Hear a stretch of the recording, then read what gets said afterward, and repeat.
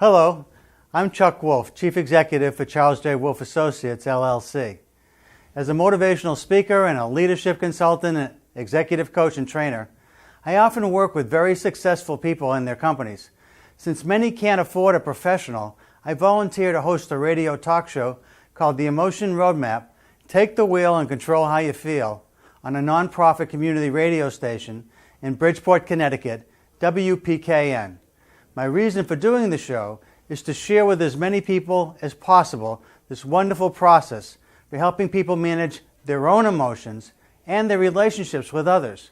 My goal is for everyone listening to learn to use the Emotion Roadmap to make life better. As you listen to me, help others, I hope you are also learning. As a Simsbury resident, I'm delighted to be able to make the show available through Simsbury TV. To learn more, go to my website, www.emotionroadmap.com. Thank you for listening and watching. And this is Chuck Wolf, and you're listening to the Emotion Roadmap on WPKN. And did you know that WPKN is the radio station that got the award for the Best of Connecticut?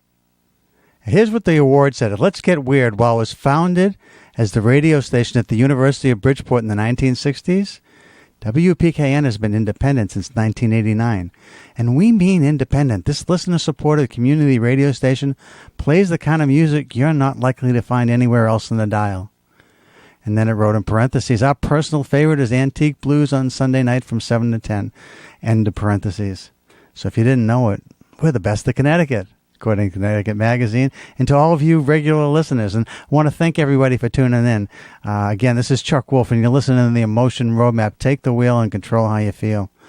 And we're going to be going into some fundraising in our Hispanic Heritage Month coming up, and we have so many different issues to deal with that are happening in today's world, and trying to be emotionally uplifted. Well, you're probably feeling pretty good if you just finished listening to Carl, because Carl's show tends to bring everybody up, I think, when you listen to the music he plays. At least it does for me and so many other people I've heard that call into Carl's show. But anyway, our show is all about helping you deal with the emotionally challenging issues that you face in today's world. There are the general issues that everybody faces. If you have relatives or friends or just concerned about all the people facing, one of the worst rainstorms in recorded history, maybe one of the worst rainstorms since the Bible, the rainstorm that we had for 40 days and 40 nights. It was something unbelievable. And I lived in Houston for a few years, many years ago, when I worked for Exxon. And during that time, I remember that when you had just a few inches of rain, cities, all the streets in the city flooded because they're on sea level and they just don't have any place for that water to go. And for what they experienced, I can't even imagine what folks are going through right now. I mean, I can see what's on TV that most of you have probably seen as well, or listened to the radio and the news. But there's just I don't know that you can really experience certain things unless you've actually lived them, but you can certainly be appreciative of what's going on down there. And hopefully you found some way to make a meaningful donation or contribution in some way. And then there's, of course, all the issues that are going to come up with Irma, with this hurricane that's bearing down on Florida right now, and possibly going to be coming up the coast, even to where we live here in Connecticut. So there's lots of opportunities to be concerned about people in general. And then there are the concerns that people have about, very personal, very local issues, whether it's our situation in our state, where the state of Connecticut is running out of money and is going to have to be cutting back significant contributions to local schools, and how that's going to impact Connecticut is another really emotionally challenging situation if you've got children in the schools. And even if you don't, just to care about others' children. So, I think there's lots of things that you might care about on those levels. And then there's the personal, very personal, familial or neighborhood kinds of issues where you have a challenge with a neighbor, or you have a challenge with inside your home, with a relationship with someone that you love but you don't like right now. Or someone that maybe broke your trust, or someone that you have some real difficulty with on many levels. And in any situation where you're experiencing having a problem with others, where you're experiencing some uncertainty, some doubt, that's what the Emotion Roadmap is all about. It's about this idea that so many times when I've been in the situation where I'm called upon to help others, in my role as a leadership coach, or in my role just as a friend and as a neighbor, or as a dad, or as a husband, anytime I've been asked by someone to be helpful to them when they're stuck, what I find so often is that people are stuck because something emotional is happening inside of them. Some emotion is being churned up inside, and it's stirring the waters inside of you, and you just can't seem to make your mind up about what's the right thing to do. And part of it is you're worried about something that you have to deal with that may be a conflict, or may become a conflict, a decision that you don't agree with, and yet you have to decide, and you have a partner in your relationship that feels very strongly a different way than you do. So there's all kinds of ways and issues that show up in our lives that are difficult and challenging. And when smart people are stuck, when they're stuck because they're uncertain, they're doubtful, they're worried, they're anxious about what might happen when they proceed, they don't know how to proceed, and when they're feeling this way, it's almost always something emotional. And this whole concept of an emotion roadmap is designed to help you to see where you are, and to help you to think about and conceive and visualize where you want to get to emotionally. It's kind of like, I once heard a song by a musician who sang that, I want to be your personal GPS. Well, in some ways, the Emotion Roadmap is like a GPS for your emotions. And if I can help you, if I can help anybody who happens to have an issue that they want to call about, those of you that are regular listeners, you know that the calls I get are often about relationships between husband and wife, leader and worker, co-workers, someone that works for you, someone has an issue with a daughter or a son. Someone has an issue with a neighbor, with someone in their community, in their church, synagogue, mosque. So there's lots of things that you might call about. They're often having something to do with a conflict, but they're not always about conflict. Sometimes it's just wondering what's the best choice to make. Maybe it's trying to decide on what career you want. Maybe it's something where you really feel like there's a choice that you're about to make that's going to be life-changing. And yet there are two very different opportunities, and they both sound like they're appealing. Which to choose? Now, I can't answer that for you, but I can help you think about the emotions that are in play and how you're feeling and how you want to feel. And what's fascinating, I've found over the years I've been doing this, is that it generates emotion. These emotions, when focused on, generate options that are never available to you without this kind of roadmap to help guide your thought process. I just wrote a chapter. I'm very excited. I'm in the process of having a chapter published next year in a professional desk reference for coaches. Now, this isn't for coaches like in Little League or coaches on a football or baseball team in college or in the professional leagues. No, this is for leadership coaches, or at least my chapter is about. It's called Successful Leadership Coaches Influence Clients' Emotions, Thoughts, and Behaviors. And I say behaviors because in human resources, for whatever reason, we tend to use the word behaviors a lot. I actually think it's more about actions as well as behaviors. So behaviors is sort of a behaviors like I move my chair one way. That's different than an action that I take. That I tend to dominate most groups that I'm in. It could be a behavior or an action, but in any case, the idea is that if I want to change how somebody is behaving or acting, I want to get into their heads in a way where I'm looking at what is the self-talk that's guiding that action. And that self-talk is driven by feelings. So what are the feelings or emotions that are driving the self-talk that's driving the action? And if I can kind of dig deep and look for root cause, which usually emanates from what the feeling is, I can then determine what feeling might be better, more ideal for that person to feel. So it will change the self-talk to something more constructive to result in a better, more productive action or behavior. And so I'm in the process of getting this book published. This chapter published in this book. And the editor, one of the editors, just wrote me last night and said, "Love your chapter.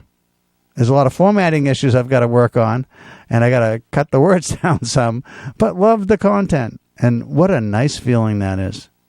One of the things I thought I'd talk about today, if we don't get calls, and sometimes we don't, but it's always more fun if you call, because when you call and you've got one of these things that we're talking about that you want to share, and I can help show you how the feelings you're having might be impacting what's going on for you in a way that isn't helpful. And I can help you to think about, visualize, consider what would be ideal to feel. And if I can help you to think about how you can get from what is to what's ideal, if I can help you to visualize emotionally what you want to feel, then I can help you to start planning about how to get there. And in helping you plan how to get there, you will discover new options that you may not have considered before, probably haven't considered before. And at the end of our phone call, you will feel hopeful and pleased that you have a plan going forward that makes sense to you. Not only will you be doing something good for yourself and whoever else is involved with your situation, but anybody else that might be listening also gets to see how I apply the Emotion Roadmap. Years ago, I determined that I had learned something really powerful that was really useful for lots of people. And when you think about what's happening in the world around us, whether it's the Dreamers Act or it's the hurricane and the money that's going to be required for all of us to help to support people that are impacted by disasters, or it's something in your local town that you want to support, or it's the lack of funding for special needs students that's going to show up in our schools because we don't have the dollars to support them. There's so many things that are emotionally challenging on so many levels.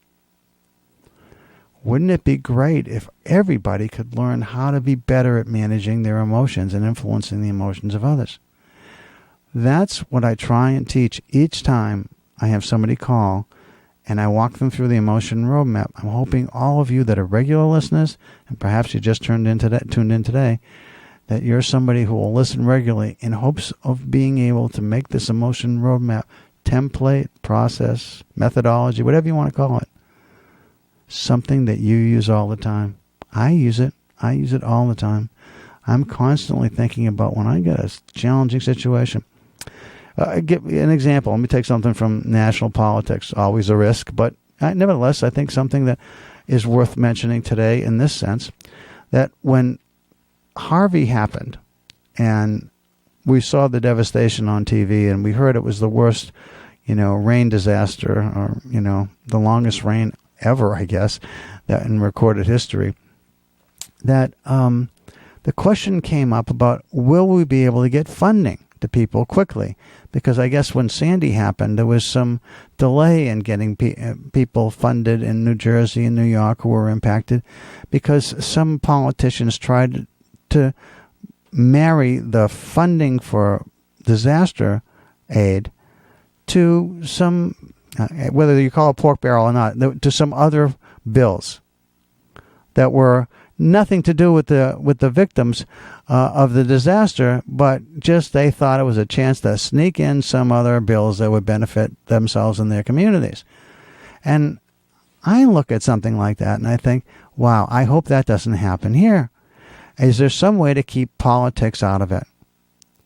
And I guess the one thing that's being talked about now is the debt ceiling. I guess if you want to pay for Harvey and Irma's right around the corner, I guess there's not enough money in the government. And so I guess the federal government has said, we want to tie the debt ceiling to this so that we have the money to actually fund these things.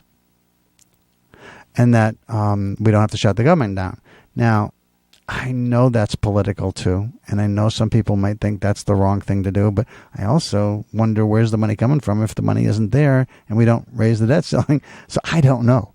But I do know that one of the things that I wanted to do, because I feel like anytime that situations are happening where change is occurring and you feel like you've lost control and you have no influence, you feel really badly when it's something that you care about.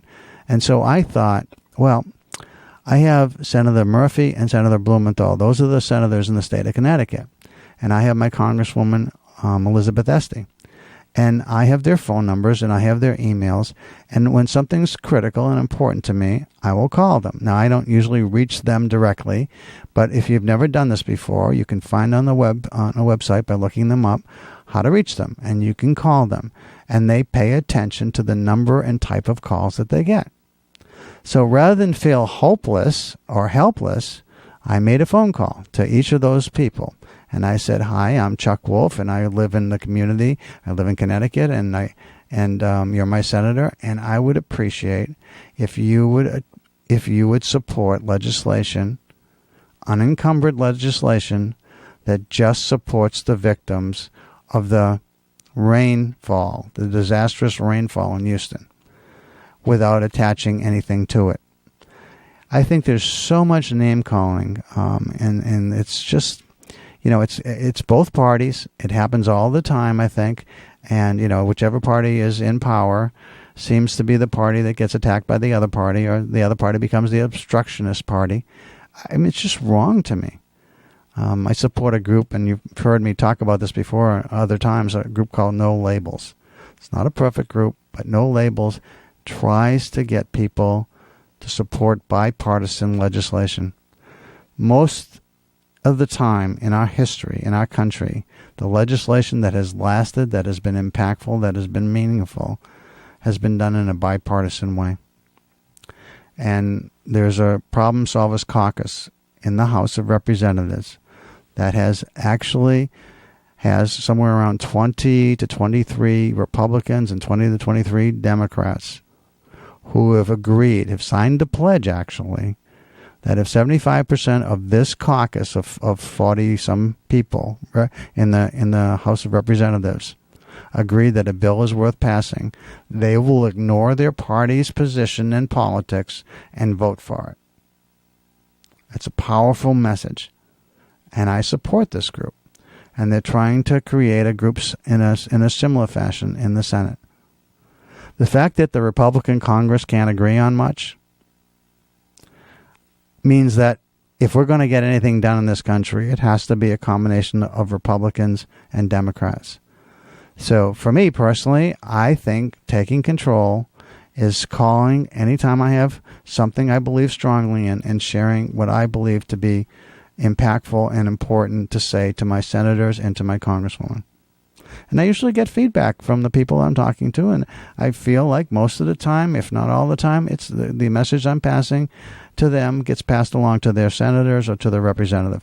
And I encourage all of you to do the same thing. If you feel strongly about something and you want to feel like you have some influence, don't assume your voice doesn't count. I believe it does. And the more voices, the more support for things that make sense and matter, the less politics, the less positioning, the less name-calling, and just support for you think is right. So, for instance, the president just passed this,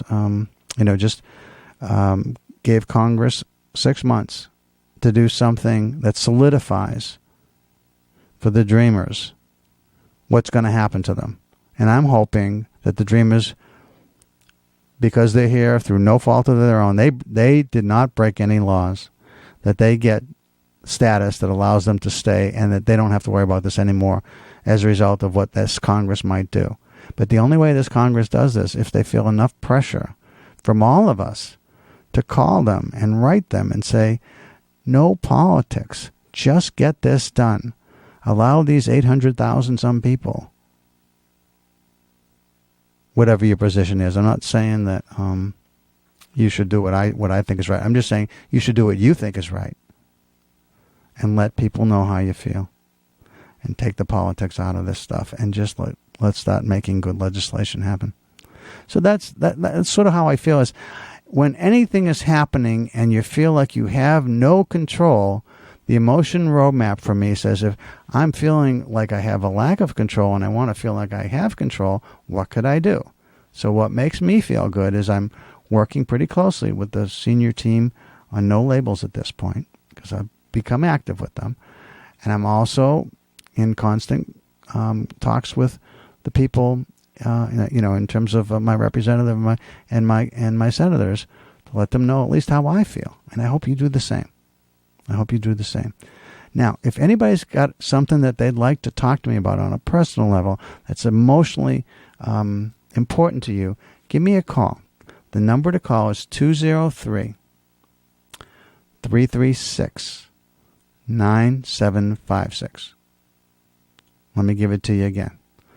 203-336-9756. And I'll wait a minute. Now, things you might call about might be something to do with family, work, community, religion, whatever's on your mind, folks. If you would like some help with it and you think that it's about something emotional, give me a call at 203-336-9756. And if you're a first-time listener, you don't know who I am, a little bit of my background. Many years ago, I used to be a therapist, and in more recent years, I've been a coach to leaders and organizations, a nonprofit, public, private, large, small, medium-sized, government, military. I've worked all over the place. And my goal for my show and my life, really, is to make a meaningful difference for others. I get great joy in being able to be helpful to someone else. And it's just a pleasure if I can find ways to help you. And that's why for 7 years I've been doing this show. Because I really believe that if people can learn how to be better at managing their own emotions and their relationships with others, the world will be a better place. And I come from a religion and a philosophy that believes you change one person, you change the world. So one person at a time, one phone call at a time. 203-336-9756. I'll wait a minute. Excuse me.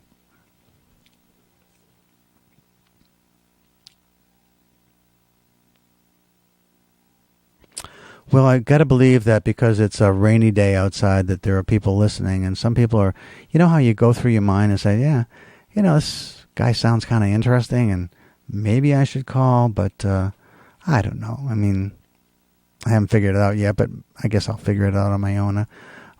Should I call and get some help? And can this person really help me? If you're a regular listener, you know that I've helped lots of folks. So I'm hoping that if you're thinking about calling, make the call. Don't wait. I'm on next week, but I'm only on 2 times a month these days, on the first and second Wednesdays of the month from 12 to 1 p.m.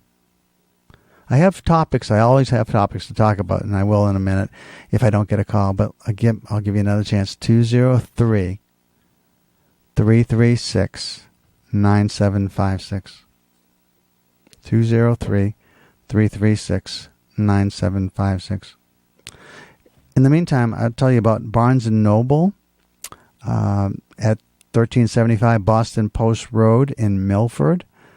If you're anywhere near there on September 9th, there'll be a number of people from WPKN, programmers and volunteers, who will be using vouchers to give to you so that when you purchase anything from Barnes & Noble, you can use this voucher, and some of that proceeds will go to benefiting our nonprofit station. And we survive because of our listeners and because of the support we get from volunteers, either through their time, their energy, their innovative thoughts and processes and actions, and also from their dollars that they share with us to help us stay engaged and help us to be the best of Connecticut radio station for independent music. Anyway, 203-336-9756.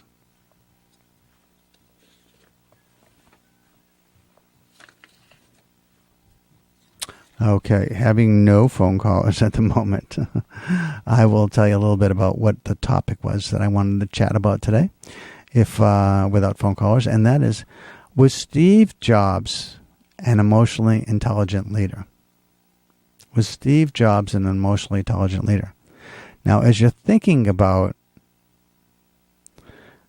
the smartphone that you own, and you may not own an Apple phone yourself, but you probably know many people that do. And there's a good chance that you own one as well.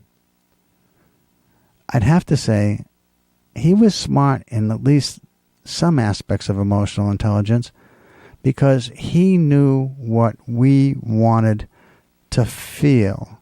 He knew what he could create that would make us feel that way. He wanted to make us feel like we were special. We were in an inclusive, special group of people that were cool. Because if you own an Apple product, you are considered by many to be cool. And most of us like feeling cool, right? Did you know that Steve Jobs had a total disrespect for focus groups? Most marketing companies or marketing departments and organizations will do focus groups to find out what people like about their products, what else they might like to see as a product, what they'd like to see in terms of modifications for their products. Steve Jobs says people have no clue what they could own and have control over that would make them feel special and cool.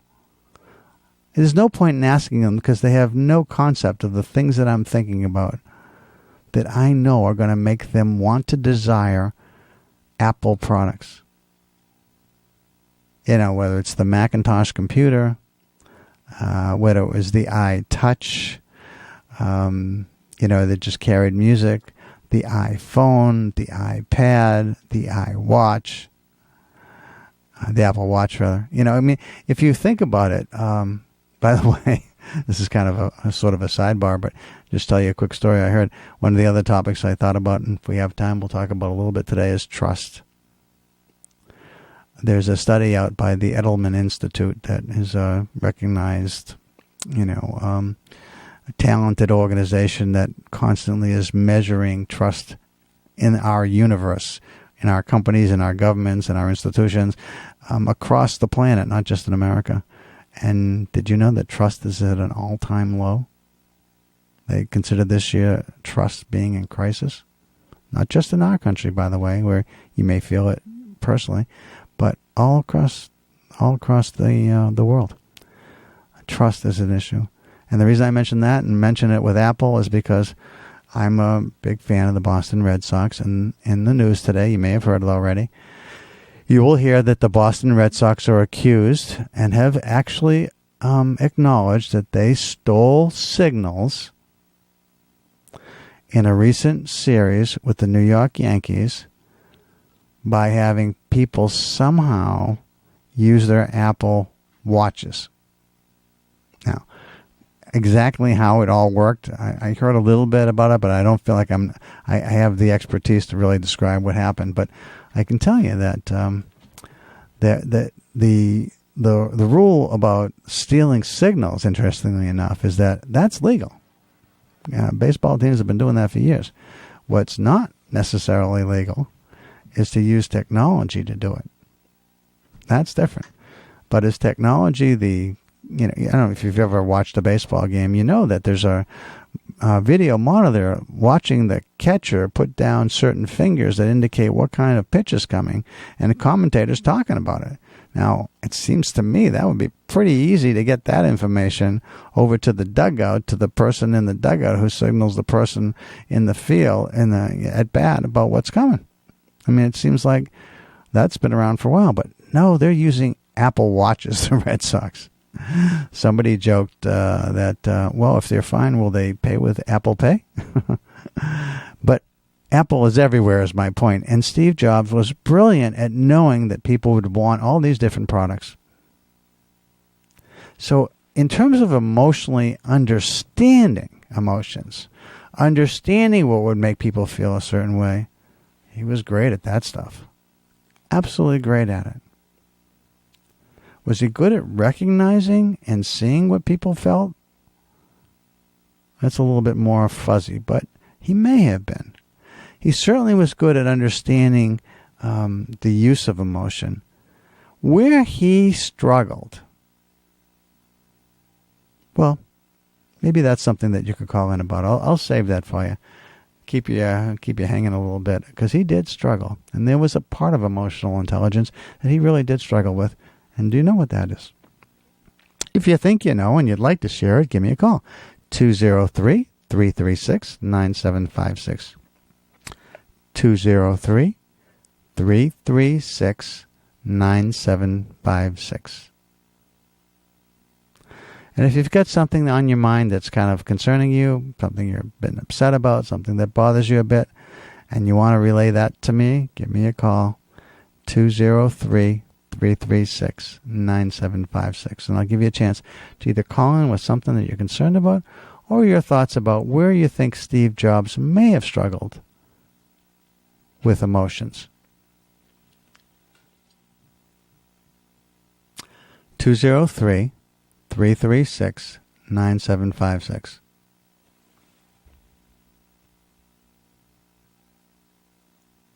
Well, I'll leave that and go on to another topic. Come back to it later. So the topic is trust. And the question about trust is this.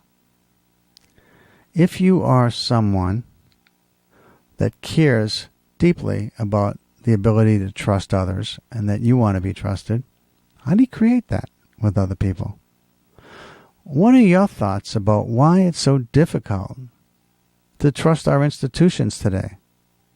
What are your thoughts about why it's difficult to trust our businesses today?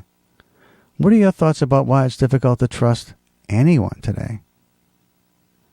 And again, it's a little more fun if I've got you talking with me and me not just talking the whole hour, although I've got plenty to say and glad to do it. But if you want, give me a call about that. 203-336-9756.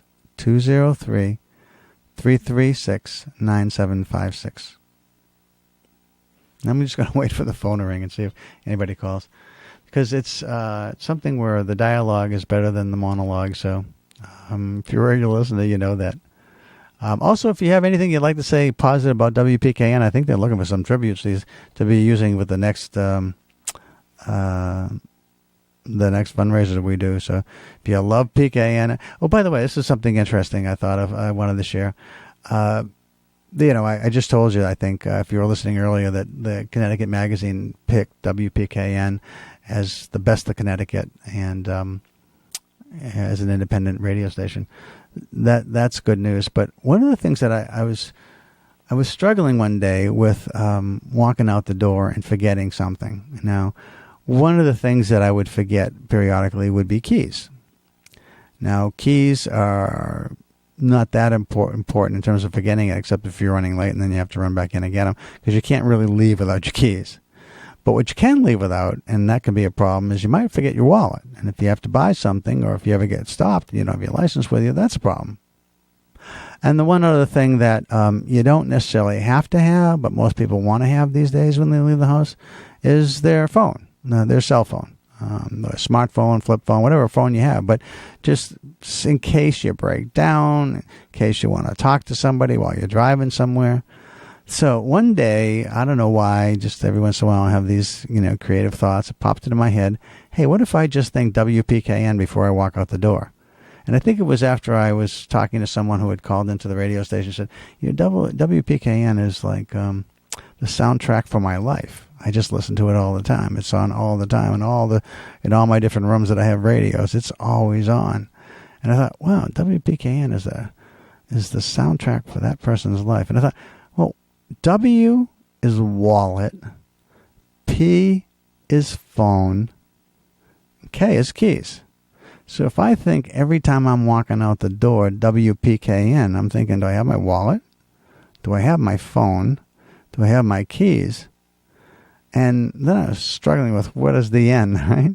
And then it became clear to me the end is there nothing else that I need before I leave? It might be a good kind of check on yourself if that works for you. So W is wallet, P is phone, and K is keys. And N is there nothing else? All right. No, I guess I'm not going to get a call. So I'll give you one more chance. 203-336-9756. The things to call about are, one, anything where you're being challenged yourself in terms of an emotional challenge that you're facing? That's one. Two is, do you have a thought about Steve Jobs? Most people know who he is. He was the founder and chief executive officer and the leader on and off, but most of the years that Apple has been in business, Steve Jobs was kind of driving the train. He was the leader. And the question is, was there some area which I believe that Steve Jobs struggled in emotionally? What do you think that might be? So if you have any thoughts about that, give me a call. And the other is this issue with trust. So I know there are people listening, so, pick up the phone and let me know your thoughts about why it's so difficult. And you don't have to answer all of these, but to trust anyone else in government, anyone in business, anyone in your community perhaps, anyone in religion, anyone in any aspect of your life. Just a little bit about why Edelman Institute has found that we're at a crisis, a crossroads, a terrible time in terms of people's view of trust in the world today.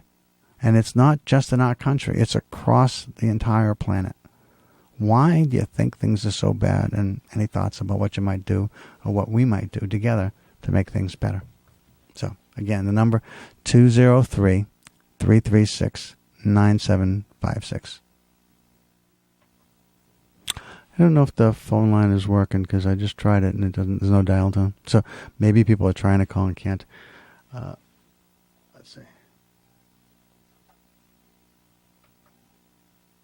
Yeah, I don't get anything. So maybe it's not working. But anyway, let me just go on then, because if the phones aren't working the way they're supposed to and I can't get calls, that would be, make it easier to understand why on a rainy day I'm not getting calls. But let me just talk to you a little bit then about emotional intelligence and see if I can use the time. Oh, here we go. Hello. Can you hear anything? I can hear something now. Thanks, Sal. All right. Well, I'm an entrepreneur who's been inspired by Steve Jobs a little bit, so I can talk about that a little bit. Oh, that's great. Thanks. Could you turn your radio down? Yes. Thank you very much. Does that work? Yeah, and you're on the air, by the way. I just didn't say that right away because I'm struggling with these technical difficulties. Anyway, thanks a lot for calling in. Can I call you? Can I call you by your first name? Just Matthew. Matthew? Yes. Okay, thanks, Matthew, for calling in. What's your take on Jobs? I'm impressed that he managed to be CEO of Pixar also with like an opposite managerial style to Apple. I mean, it sounds like he was a piece of work, but that was part of his genius. But he micromanaged Apple, and Pixar, he showed up once every 6 months to make sure they had the funding or they had a good deal with Disney, and that was it. So he trusted the geniuses there. And then Apple, like you said, he didn't even trust the focus groups. He sort of saw into the future visions of what people might want to experience. You're right. That's an interesting insight, too, into the Pixar piece, because I don't often think about that part of it, but he did manage that very differently. Mostly he's known for what he did at Apple, because I guess at Pixar, mostly he didn't do a whole lot. He kind of let people run what they were doing on their own. I guess he wasn't invested in the same way. But in terms of where he struggled emotionally, what are your thoughts about that at all? I mean, he's legendary for his product development and his insights into what people would want when they had no clue that they would want it. That's what he was so brilliant at. And he was brilliant at the use of emotion in terms of, sometimes when I'm teaching about this, I'll use a slide and I'll show a picture of the marketing plan when they first introduced one of the Macs with color. Do you remember when they were colored Macs? And the marketing advertisement said YUM, Y-U-M. And IBM was going for business and slate gray, and it was just so different than what was available. And again, why would anybody think Yum is going to help sell computers? But he did. Well, he definitely had an insight there. I mean, where he struggled, it sounds like, was more in his personal life that he, and also his personal relationships with a lot of the early Apple employees. He really was kind of hot or cold and had a lot of fallings out with people, with his daughter.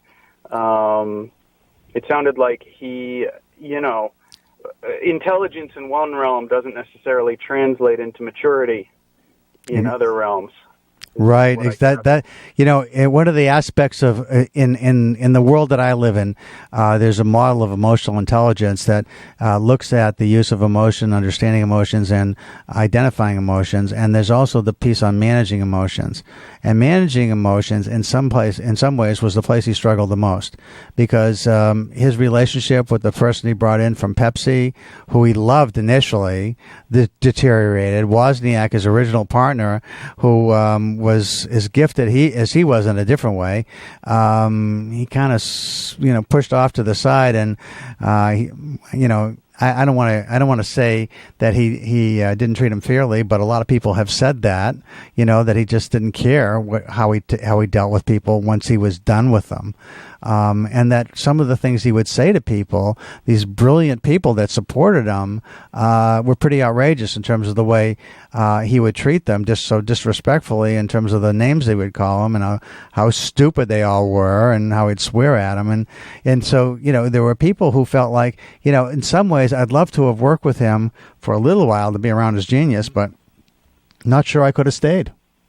Well, having been a CEO of my own tech startup, I can identify with both sides of those kinds of equations, and it can be very frustrating, and to vent on the people who work for you and support you, because there's so much at stake. That's, I think, why the Pixar thing is so impressive to me, is that kind of in parallel with everything else, he saw a 3-minute short by this one guy, sought him out and said, I'm going to give you whatever you need to make a full-length feature film, and then as many in the future as you want. And those guys he never got into a fight with and barely interacted with. So, it's really hard to, I didn't know until I did it how hard it is to be a founder, be a CEO, manage the people that you work with, that you work for, that you try to sell to. You're trying to create something that didn't exist before, and that sort of inevitably stems from a frustration with the world as it is, that you're trying to reach through the fabric of the universe and make something that didn't exist before. And that's inherently a difficult process. Even when you sometimes push on open doors, you're changing the way people look at the world or experience the world. And sometimes that vision is so powerful that people who get in the way, you want to toss them overboard in an instant. Well, let me ask you, Matthew, because you've been in this role, about the issue about trust that I was talking about earlier as well, because I think in one of the ways, as a leadership coach over the years, one of the things that happens in organizations is there's a lot of distrust, and the leader, there's actually evidence, statistical evidence that supports that when people trust the person they work for, and the person who they work for, trust the person above them, until you get to the top leadership, when there's trust throughout an organization, it actually creates more productivity and more profitability as well. And there's some statistical evidence to support that. But on the face of it, it makes sense anyway, because if you're not worried about the person that you work for, you're more willing to take risk. And if you're not worried about being let go because you said the wrong thing, because you're encouraged to say whatever you think is useful to say to make the business better, then you're not paralyzed and you're not anxious. And most of the time you focus on just how good can we be. So trust makes sense, and yet I think most organizations, the issues are pretty dominant across the planet, that people aren't trusting their workplaces. And I absolutely agree. Anecdotally, I can back it up, but I can also say that there's a trust involved in working with people very closely, that you spend more time with your colleagues or partners than you do with your spouse. You better learn how to have some knockdown, drag-out fights where you trust that you're both going to get up afterwards, brush yourself off, and keep working together. It's interesting because a lot of organizations are very fearful of what you just said. They're afraid of opening up Pandora's box, and if we allow for that to happen, there's going to be situations that escalate, and people are not going to be forgiving, and they're going to hold it against other people, and they're going to sabotage folks even when it's not in the interest of the overall company. But then there's been, I think it's more in the tech world. I mean, Andy Grove was pretty famous for this too in Intel, that there were those kind of things that you're talking about, and everybody did pick themselves back up. But not everybody survives that too. Not everybody can live in that world. And so is there some kind of balance between knockdown, drag-out fights and being too diplomatic and too evasive or putting real issues on the table, and something in between, do you think? Well, I will say for Jobs, he didn't try to enrich himself. He didn't get greedy the way a lot of these other founders have, and also just the financialization of the world and all the big organizations is that CEOs have sought to dramatically enrich themselves at the expense of sometimes the existence of their company, much less, the other employees or the consumers. So, Jobs, I don't think, had the sort of greed that you see with a lot of Wells Fargo or Citibank or these incredibly greedy CEOs who will buy back stock just to inflate the stock price to increase their own compensation without improving the company at all, take a golden parachute while Enron goes down the drain. So there is a balance there that I think got out of whack when we shifted shareholder incentives and stuff, and that undermines the trust. I think more than anything else. I think you're right about that, and I think particularly for public companies, because you're in the spotlight all the time, and any little wrinkle that an analyst looks at what you're doing, and you say the wrong thing, and if the price of the stock plummets, sometimes your compensation is tied to that. So you may be hedging the truth, if not actually lying, and obfuscating the truth perhaps by not saying certain things that you probably should say when you're in charge of a company and giving information, and you're a publicly owned company. And I think shareholder value maybe got out of whack a bit. It's kind of like one of the things that has been in the news recently, which is there's been a lot of outsourcing of jobs, particularly in the information technology side of many large companies, where they found ways to do things cheaper in other countries.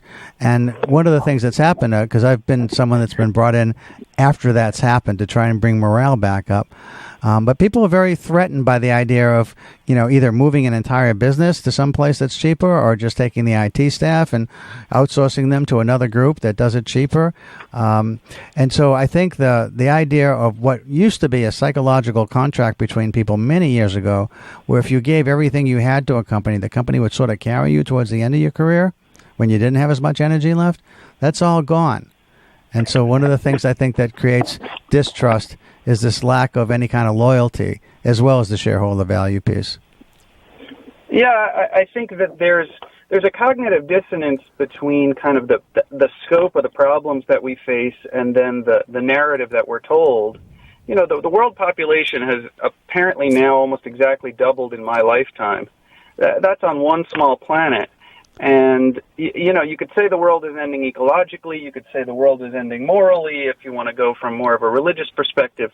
Both of those narratives have a lot of truth to it. And yet, the dominant narrative that we have is just sort of this day-to-day kind of scandals and politics as usual and, very opaque discussions of the finance and the sort of larger decisions of how we distribute resources and people in the world. And I think that gap is creating a lot of psychological stress for people, that they know that the world is changing way quicker than just a few surface technologies and the economy are going up and down, and everybody is stressed because we don't know what's going to be. And if the media and the politicians only give us a tiny piece of the puzzle, we're left chasing conspiracy theories and a lot of chasing our own personal unhappiness down various paths, which I see happening a lot. Well, Matthew, I'm going to run out of time in just a couple of minutes, and I always like to leave on an upbeat note if I could, and you're a bright guy, clearly. You have any thoughts about what, at least inside a company, that somebody, some leader might do that makes people feel like it's worth trusting this company? Any thoughts like that we could end on a happy note? Well, I would say the ambition should be to build a better civilization, and if a company becomes successful, it's going to build a castle, like a medieval castle where you can live for many generations. That's sustainable and awesome. I mean, I would say change the incentives towards legacy. That's great. Okay, so the idea is you're building a community, not just a business. The business is what helps make that community special. Yeah, you won when you built not just a Disney World, but one that you could live in and has hanging gardens and the whole fun, throne room where you got a different live band every day. That's how you won, not by having a better stockholder, annual report. Well, I'll tell you what, Matthew, I got to go now and just say my goodbyes, but I want to thank you for calling. It's a real pleasure. Obviously, somebody like yourself has thought a lot about a lot of the issues we're talking about here, so please feel free to give me a call anytime. I'm on the first and second Wednesdays of each month from 12 to 1, and it's been a pleasure. My pleasure. Thank you. Thank you. Bye-bye now. So that's a little bit more of an upbeat note, and I want to thank Dell for helping me to lift the receiver so the phone worked, and Matthew for the phone call. There are all kinds of challenging things that we all face all the time out there, and I would encourage every one of you to think in your own world, because you're the leader of your own world. Matthew is a leader, or has been a leader, or a CEO of his own company. So he's seen leadership from a big picture perspective. But we all have our little pictures. We all have our day-to-day where we're the ones in charge of what happens during the day. So let me ask you all just to think about, is there a kindness you can do? Is there something you might do to help out to anybody that might be impacted by any of the devastating, flooding or hurricanes that are happening, or someone more local in your community where you can make a contribution? Because when each of us does a little bit every day to make the world a better place, I think it is a better place. And this is Chuck Wolf. You've been listening to the Emotion Roadmap. Take the wheel and control how you feel. Thanks for listening, everybody, and I look forward to being here again next week and hopefully talking with you again. So I hope you get to tune in. Again, this is WPKN 89.5 FM, listener-supported, serving Fairfield, New Haven, and Litchfield counties, Connecticut, and Suffolk County in New York, as well as communities around the world, and via podcast. You like my show, you can look me up on the Emotion Roadmap under WPKN on SoundCloud. Take care, everybody.